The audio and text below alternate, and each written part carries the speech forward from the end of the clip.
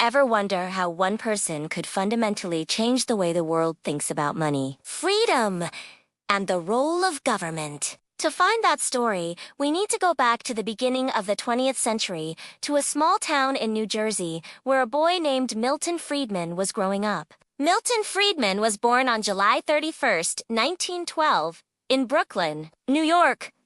His parents were Jewish immigrants from Central Europe, part of a massive wave of migration that was transforming America.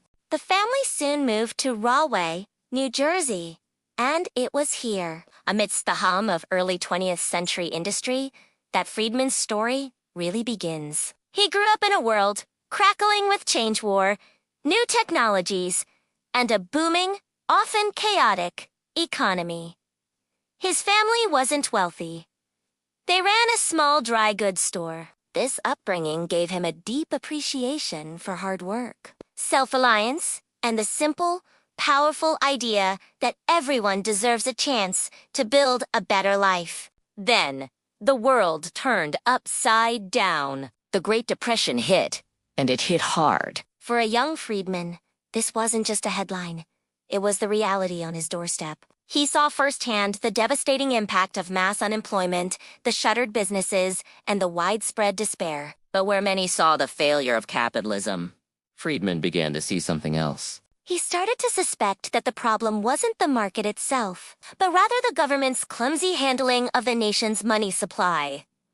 This wasn't just a hunch. It was a conviction that would define his entire career. He believed the crisis had been deepened not by market failure, but by government failure. In 1932, at the height of the Depression, he graduated from Rutgers University. There, he studied under two professors who would change his life, Homer Jones and Arthur Burns. They weren't just teaching theory. They were pioneers in a new way of thinking about economics, one grounded in data and real-world evidence. They taught Friedman to be skeptical of grand theories that couldn't be backed up by numbers. This empirical, data-driven approach became his intellectual North Star. He continued his studies at the University of Chicago and Columbia University, eventually earning his Ph.D. His early work, co-authored with the future Nobel laureate Simon Kuznets, focused on income distribution, a topic that was, and still is, at the heart of economic debate. Then, another global upheaval, World War II. Friedman was drawn into government service, working on wartime tax policy and statistical analysis for weapon design. This experience gave him a close-up look at the inner workings of a massive bureaucracy. While he was dedicated to the war effort, he also grew increasingly skeptical of government inefficiency and the dangers of inflationary finance printing money to pay for government spending. He saw how easily centralization could spiral out of control. By the time the war ended, the world was a different place. The global economy needed to be rebuilt from the ashes. A new ideological battle was raging between the free markets of the West and the central planning of the Soviet bloc. And in the world of economics, one name reigned supreme: John Maynard Keynes. Keynesian economics, which advocated for government spending to manage demand and fight downturns, was the new orthodoxy. It was against this backdrop that Milton Friedman was poised to launch his intellectual revolution. His early life shaped by immigrant hustle, the trauma of the Depression, and the experience of wartime bureaucracy had forged a powerful set of beliefs. He was on a quest to prove that economic efficiency and individual liberty weren't opposing forces, but two sides of the same coin, best reconciled through the power of free markets. To understand Friedman's radical ideas, you first have to understand the intellectual soil from which they grew. He was part of a rich and often contentious ecosystem of thinkers. His academic home, the University of Chicago, was the epicenter of a unique school of economic thought. At Chicago, he was mentored by giants. There was Frank Knight, a philosopher-economist who taught him to respect the deep uncertainties of the market and the importance of moral character. There was Jacob Viner, a master of classical economic theory who sharpened Friedman's understanding of how prices and competition lead to equilibrium. And then there was Henry Simons,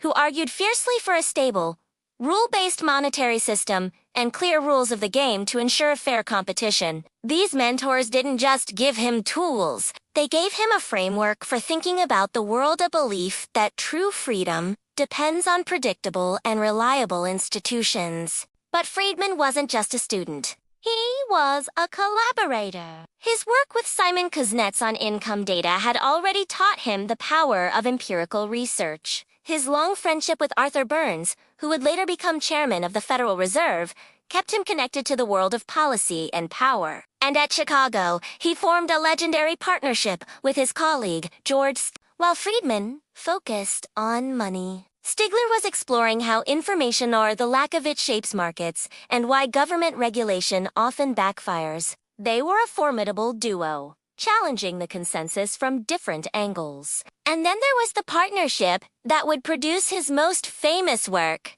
With the researcher Anna Schwartz at the National Bureau of Economic Research, Friedman embarked on a monumental project to meticulously document the history of money in the United States. This collaboration would eventually lead to their masterpiece, A Monetary History of the United States, 1867 to 1960, a book that would rewrite economic history and provide the statistical firepower for his theories. Of course, Friedman didn't operate in a vacuum. He thrived on debate and intellectual combat. His main adversaries were the followers of John Maynard Keynes. He locked horns with titans like Paul Samuelson at MIT and James Tobin at Yale.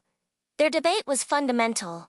What is the primary driver of the economy? Is it government spending and fiscal policy, as the Keynesians argued? Or is it the money supply and monetary policy, as Friedman contended? He even traveled to Cambridge, England, the stronghold of Keynesian thought, to debate figures like Joan Robinson and Richard Kahn, sharpening his critiques of demand-side economics on their home turf. He also had allies and influences outside of Chicago. He deeply admired Friedrich Hayek, another giant of the Austrian School of Economics, for his passionate and philosophical defense of individual liberty. But where Hayek often argued from first principles and abstract philosophy, Friedman always brought it back to the data. He wanted to prove the case for freedom not just with logic, but with evidence. This incredible network of teachers, collaborators, rivals, and allies placed Milton Friedman at the absolute center of the great economic debates of the mid-20th century.